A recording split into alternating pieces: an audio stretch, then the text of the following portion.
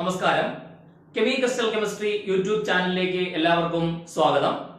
നമ്മൾ ലാസ്റ്റ് ക്ലാസ്സിൽ solid state എന്ന ചാപ്റ്ററിൽ സോളിഡിന്റെ ക്ലാസിഫിക്കേഷനായ ക്രിസ്റ്റലൈൻ സോളിഡിനെ പറ്റിയും അമോർഫസ് സോളിഡിനെ പറ്റിയും ഡിസ്കസ് ചെയ്തിരുന്നു. അതിൽ പറയാൻ വിട്ടുപോയ ഒരു കാര്യമുണ്ട്. നമ്മൾ പറഞ്ഞിരുന്നു അമോർഫസ് സോളിഡിനെ നമ്മൾ സ്യൂഡോ സോളിഡ് എന്ന് വിളിക്കും. എല്ലാ അമോർഫസ് സോളിഡിനെയും നമ്മൾ സ്യൂഡോ സോളിഡ് എന്ന് തന്നെയാണ് വിളിക്കുന്നത്. പക്ഷേ ആ കൂട്ടത്തിൽ ഗ്ലാസ് എന്ന് പറയുന്ന അമോർഫസ് സോളിഡിനെ നമ്മൾ സൂപ്പർ കൂൾഡ് ലിക്വിഡ് എന്ന് വിളിക്കും. ഗ്ലാസിനെ മാത്രമാണ് നമ്മൾ അവിടെ സൂപ്പർ കൂൾഡ് ലിക്വിഡ് എന്ന് വിളിക്കുന്നത്. ബാക്കി എല്ലാ ഗ്ലാസ് ഉൾപ്പെടെയുള്ള എല്ലാ അമോർഫസ് സോളിഡിനെയും സ്യൂഡോ സോളിഡ് എന്ന് വിളിക്കും, തെറ്റില്ല. പക്ഷെ ഗ്ലാസിനെ മാത്രമാണ് നമ്മൾ സൂപ്പർ കൂൾഡ് ലിക്വിഡ് എന്ന് വിളിക്കുന്നത്. അതിന്റെ കാരണമൊക്കെ ഞാൻ പറഞ്ഞു തന്നിട്ടുണ്ട്, ഞാൻ അതിലേക്ക് പോകുന്നില്ല. ഇന്നത്തെ ക്ലാസ്സിൽ എനിക്ക് പറയാനുള്ളത് ക്രിസ്റ്റലൈൻ സോളിഡിനെ, അതായത് നമ്മുടെ ട്രൂ സോളിഡ് എന്ന് പറയുന്ന നമ്മുടെ ക്രിസ്റ്റലൈൻ സോളിഡിനെ നമുക്ക് നാലായിട്ട് ക്ലാസിഫൈ ചെയ്യാം. ക്രിസ്റ്റലൈൻ സോളിഡിന്റെ ക്ലാസിഫിക്കേഷൻ ആണ് അറിയേണ്ടത്. നാലായിട്ട് ക്ലാസിഫൈ ചെയ്യാം. ഒന്ന് അയോണിക് സോളിഡ്, രണ്ട് കോവാലന്റ് സോളിഡ്, മൂന്ന് മെറ്റാലിക് സോളിഡ്, നാല് മോളിക്കുലാർ സോളിഡ് എന്നിങ്ങനെ നാലായിട്ട് ക്രിസ്റ്റലൈൻ സോളിഡിനെ നമുക്ക് ക്ലാസിഫൈ ചെയ്യാം.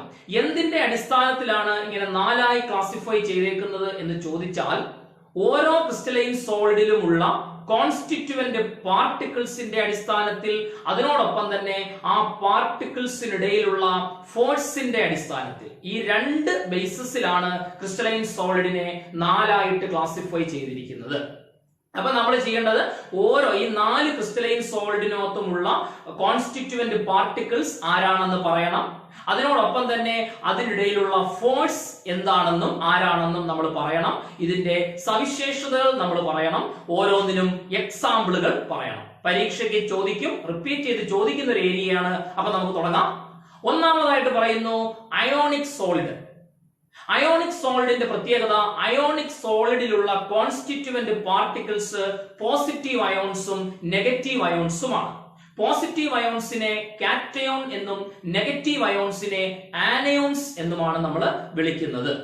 ഇനി ഈ പോസിറ്റീവ് അയോൺസിനും നെഗറ്റീവ് അയോൺസിനും ഇടയിലുള്ള ഫോഴ്സ് എന്ന് പറയുന്നത് ഇലക്ട്രോസ്റ്റാറ്റിക് ഫോഴ്സ് ആണ്, അല്ലെങ്കിൽ നമ്മൾ അതിനെ കൂളംബിക് ഫോഴ്സ് എന്നും വിളിക്കും. മൂന്നാമതായിട്ട് പറയേണ്ടത്, ഈ അയോണിക് സോളിഡ് ഹാർഡ് ആണ്, അതിലുപരി ബ്രിറ്റിൽ ആണ്, പെട്ടെന്ന് പൊട്ടിപ്പോകുന്ന സോളിഡ് കൂടിയാണ്. ബ്രിറ്റിൽ സോളിഡ് ആണ് അയോണിക് സോളിഡ് എന്ന് പറയുന്നത്. നാലാമതായിട്ട് പറയുന്നത്, അയോണിക് സോളിഡുകൾക്ക് മെൽറ്റിംഗ് പോയിന്റ് ഹൈ ആണ്. മെൽറ്റിംഗ് പോയിന്റ് എന്താണെന്നുള്ള കാര്യം നമ്മൾ മുന്നേ പഠിച്ചിട്ടുണ്ട്. മെൽറ്റിംഗ് പോയിന്റ് കൂടുതലാണ് ഈ അയോണിക് സോളിഡുകൾക്ക്. അടുത്തതായിട്ട് അറിയേണ്ടത്, ഈ അയോണിക് സോളിഡ് കണ്ടക്ടർ ആണോ ഇൻസുലേറ്റർ ആണോ എന്നുള്ള കാര്യമാണ്. അയോണിക് സോളിഡ് സോളിഡ് ആയിട്ട് നിൽക്കുകയാണെങ്കിൽ അത് ഇൻസുലേറ്റർ ആണ്. പക്ഷേ മോൾട്ടൻ ആവുകയോ അക്വസ് സൊല്യൂഷനിൽ ആവുകയോ ചെയ്താൽ അത് കണ്ടക്ടർ ആയിട്ട് മാറും. എക്സാമിന് ചോദിക്കാൻ സാധ്യതയുള്ള ഒരു ക്വസ്റ്റ്യൻ ആണിത്. അയോണിക് സോളിഡ് സോളിഡ് ഫോമിൽ ഇരിക്കുമ്പോൾ എന്തുകൊണ്ട് ഇൻസുലേറ്റർ ആയി അക്വസ് സ്റ്റേറ്റിലോ അല്ലെങ്കിൽ മോൾട്ടൻ സ്റ്റേറ്റിലേക്കോ മാറുമ്പോൾ അത് കണ്ടക്ടർ ആയി മാറും എന്ന് ഞാൻ പറയും. അപ്പം എന്തുകൊണ്ടാണ് അയോണിക് സോളിഡ് സോളിഡ് ഫോമിൽ ഇൻസുലേറ്റർ ആയത്? കാരണം സോളിഡ് ഫോമിൽ ഇരിക്കുമ്പോൾ അവരുടെ അയോൺസ് ഒന്നും സ്വതന്ത്രമല്ല, ഫ്രീ അല്ല. അതുകൊണ്ടാണ് അത് സോളിഡ് ഫോമിൽ ഇൻസുലേറ്റർ ആയി ആക്ട് ചെയ്യുന്നത്. പക്ഷെ മോൾട്ടൻ ആവുകയോ അല്ലെങ്കിൽ അക്വസ് സൊല്യൂഷനിലേക്ക് മാറുകയോ ചെയ്താൽ അയോൺസ് സ്വതന്ത്രമായി, അയോൺസ് ഫ്രീ ആയി, ഈ അയോൺസ് ഇലക്ട്രിസിറ്റിയെ ക്യാരി ചെയ്തോളും. സോ അതുകൊണ്ട് തന്നെ അക്വസ് സ്റ്റേറ്റിലും മോൾട്ടൻ സ്റ്റേറ്റിലും അയോണിക് സോളിഡുകൾ കണ്ടക്ടർ ആയിരിക്കും. പരീക്ഷയ്ക്ക് ചോദിക്കുന്നത് ഇങ്ങനെയാണ്, സോഡിയം ക്ലോറൈഡ് എന്ന് പറയുന്ന ക്രിസ്റ്റല്, സോഡിയം ക്ലോറൈഡ് എന്ന് പറയുന്ന ക്രിസ്റ്റല് എന്തുകൊണ്ടാണ് സോളിഡ് ഫോമിൽ നിൽക്കുമ്പോൾ കണ്ടക്ടർ ആകാതെ ഇൻസുലേറ്റർ ആയതും മോൾട്ടൻ സ്റ്റേറ്റിലേക്ക് മാറുമ്പോൾ അത് കണ്ടക്ടർ ആയി മാറുന്നതും? കാരണം വ്യക്തമാണ്. സോളിഡ് ഫോമിൽ നിൽക്കുമ്പോൾ അയോണുകൾ സ്വതന്ത്രമല്ല. അക്വസ് ഫോമിലോ അല്ലെങ്കിൽ സൊല്യൂഷൻ അല്ലെങ്കിൽ മോൾട്ടൻ ഫോമിലോ മാറുമ്പോൾ ഇതിലെ അയോണുകൾ ഫ്രീ ആകുന്നു. എക്സാമ്പിള് പറഞ്ഞിരുന്നു, സോഡിയം ക്ലോറൈഡ്, പൊട്ടാസ്യം ക്ലോറൈഡ്, അതുപോലെ തന്നെ നമ്മുടെ കാൽഷ്യം ഫ്ലൂറൈഡ് തുടങ്ങിയ എക്സാമ്പിളുകളാണ് അയോണിക് സോളിഡിന് പറയാനുള്ളത്. അപ്പൊ അയോണിക് സോളിഡിന്റെ ഇത്രയും കാര്യങ്ങൾ ഓർത്തു വെക്കുക.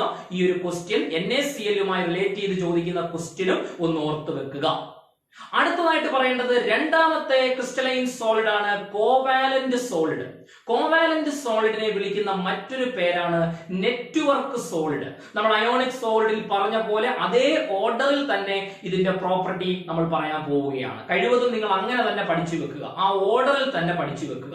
ആദ്യം പറയേണ്ടത് കോവാലന്റ് സോളിഡിലുള്ള കോൺസ്റ്റിറ്റ്യൂവന്റ് പാർട്ടിക്കിൾസ് ആരാ? കോവാലന്റ് സോളിഡിലുള്ള കോൺസ്റ്റിറ്റ്യൂവന്റ് പാർട്ടിക്കിൾസ് എന്ന് പറയുന്നത് ആറ്റംസ് ആണ്. മറന്നു പോകരുത്, ആറ്റംസ്. അടുത്തതായി പറയേണ്ടത് അവർക്കിടയിലുള്ള ഫോഴ്സ് എന്ന് പറയുന്നത് കോവാലന്റ് ബോണ്ട് ആണ്. കോവാലന്റ് ബോണ്ട് എന്ന് പറയുന്നത് സ്ട്രോങ് ആണ്. അപ്പൊ അവിടെയുള്ള കോവാലന്റ് സോളിഡിൽ പാർട്ടിക്കിൾസിനിടയിലുള്ള ഫോഴ്സ് അല്ലെങ്കിൽ ബോണ്ട് ഏതാണ്? Covalent bond. അടുത്തതായിട്ട് പറയേണ്ടത് കോവാലന്റ് സോളിഡ് എന്ന് പറയുന്നത് ഹാർഡ് ആണ്. കോവാലന്റ് സോളിഡ് എന്ന് പറയുന്നത് ഹാർഡ് ആണ്.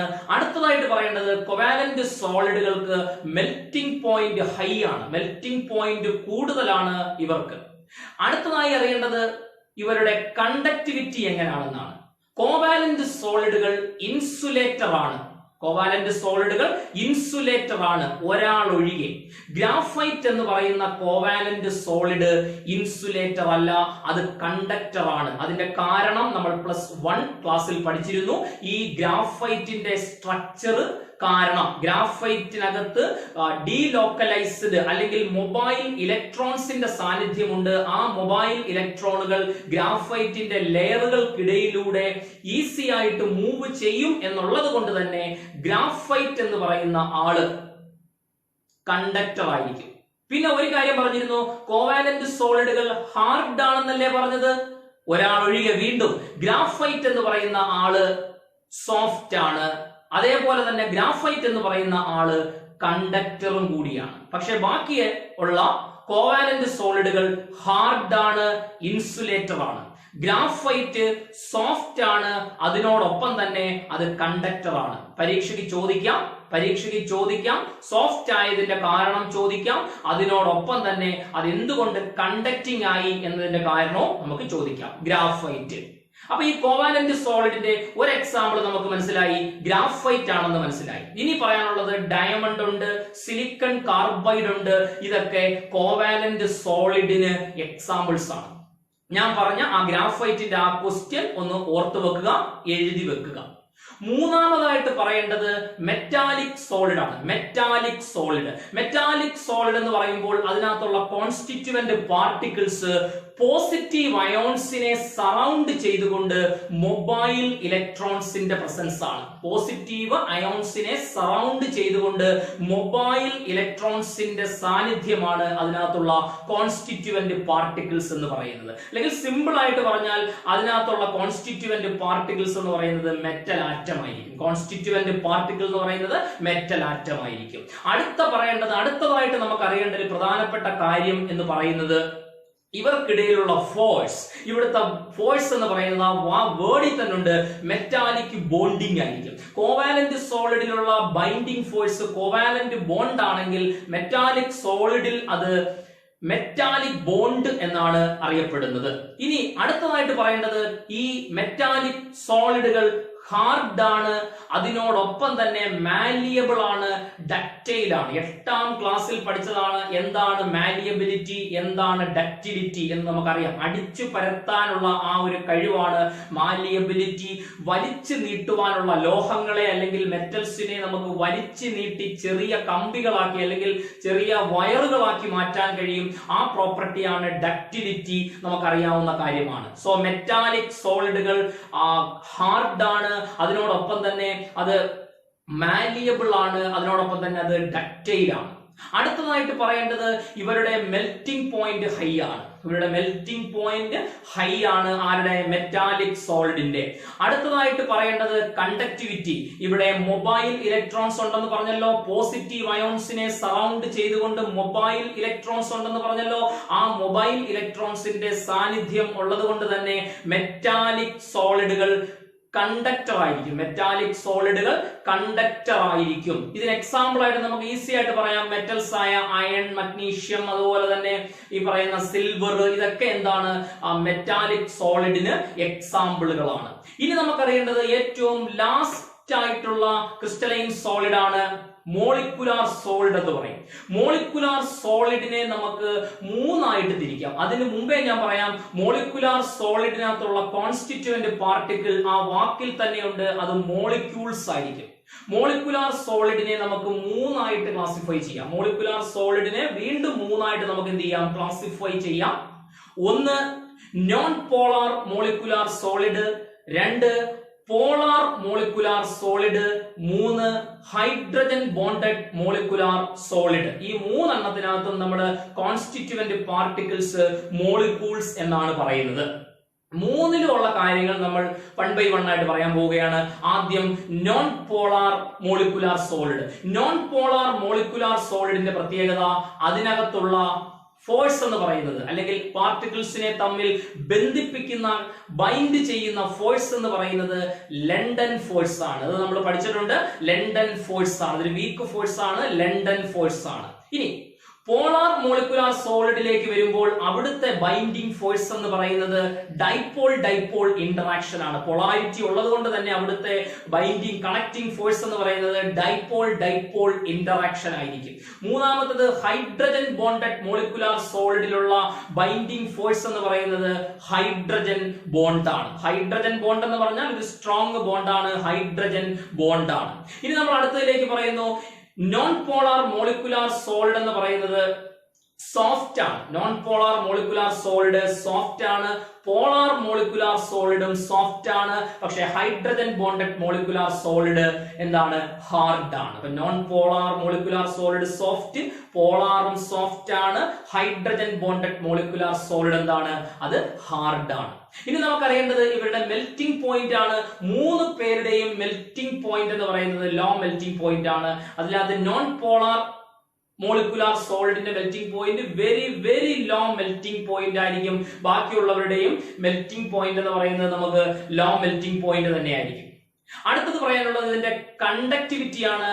മൂന്ന് പേർക്കും, നോൺ പോളാർ മോളിക്കുലാർ സോളിഡിനും പോളാർ മോളിക്കുലാർ സോളിഡിനും ഹൈഡ്രജൻ ബോണ്ടഡ് മോളിക്കുലാർ സോളിഡിനും, ഈ മൂന്നെണ്ണത്തിനും കണ്ടക്ടിവിറ്റി ഇല്ല. ഇവന്മാര് മൂന്ന് പേരും ഇൻസുലേറ്റർ ആയിരിക്കും. മൂന്ന് പേരും ഇൻസുലേറ്റർ ആയിരിക്കും, മറന്നു പോവല്ലേ. നോൺ പോളാർ മോളിക്കുലാർ സോളിഡിന് എക്സാമ്പിൾ ആണ് argon, iodine, carbon dioxide. Polar molecular സോളിഡിന് എക്സാമ്പിൾ ആണ് sulphur dioxide, hydrogen chloride, HCl തുടങ്ങിയ ആളുകൾ. ഇനി അടുത്തത് ഹൈഡ്രജൻ ബോണ്ടഡ് മോളിക്കുലാർ സോളിഡിന് ഏറ്റവും ബെസ്റ്റ് എക്സാമ്പിൾ ആണ് ഐസ്, വാട്ടർ.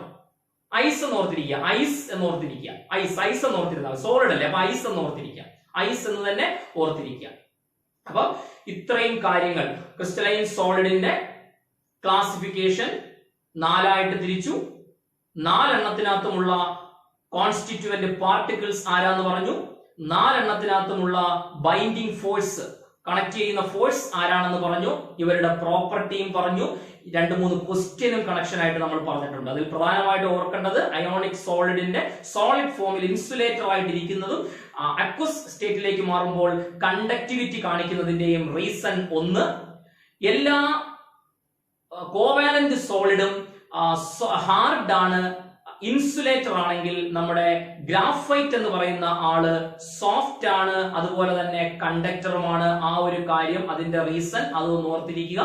പിന്നെ ബാക്കി പറഞ്ഞ നാലാമത്തെ കാറ്റഗറി ആയ മോളിക്കുലാർ സോളിഡിനെ മൂന്നായിട്ട് ക്ലാസിഫൈ ചെയ്യാമെന്നുള്ള കാര്യവും ഓർത്തിരിക്കുക. എല്ലാത്തിനും എക്സാമ്പിളുകൾ ഓർത്തിരിക്കുക. പരീക്ഷയ്ക്ക് കുറെ എക്സാമ്പിളുകൾ നിരത്തി തന്നിട്ട് അതിനകത്ത് നിന്നും ഓരോന്ന് അയോണിക് സോളിഡ് ആര്, കോവാലന്റ് ആര്, മോളിക്കുലാർ ആര്, മെറ്റാലിക് ആര് എന്നിങ്ങനെ ക്ലാസിഫൈ ചെയ്യാനെ കൊണ്ട് നിങ്ങളോട് ചോദിക്കാം. അപ്പൊ കൃത്യമായിട്ട് ഈ വീഡിയോ കാണുക. ഇത് കാണുന്നതിന് മുമ്പേ റിപ്പീറ്റ് ചെയ്ത് ഇതിന്റെ തൊട്ട് മുമ്പിലുള്ള ക്രിസ്റ്റലൈൻ സോളിഡിന്റെയും അമോർഫസ് സോളിഡിന്റെയും ക്ലാസിഫിക്കേഷൻസ്, അതിന്റെ എക്സാമ്പിളും നിങ്ങളൊന്ന് വൃത്തിയായിട്ട് കാണുക. Super cooling liquid, super cooled ലിക്വിഡിന്റെ കാര്യം ഒന്ന് ഓർത്തിരിക്കുക. ബാക്കിയെല്ലാം കൃത്യമായി നോക്കുക. ഇത് നോട്ട്ബുക്കിൽ കുറിക്കുക, കൃത്യമായി എഴുതുക, പഠിക്കുക. ഇനി നമുക്ക് ഇതിന്റെ നെക്സ്റ്റ് വീഡിയോ അല്ലെങ്കിൽ നെക്സ്റ്റ് ക്ലാസ് നമുക്ക് അടുത്തത് ഇത് കാണാം. അപ്പൊ എല്ലാവർക്കും ഈ വീഡിയോ കൃത്യമായി കാണുക. Thank you.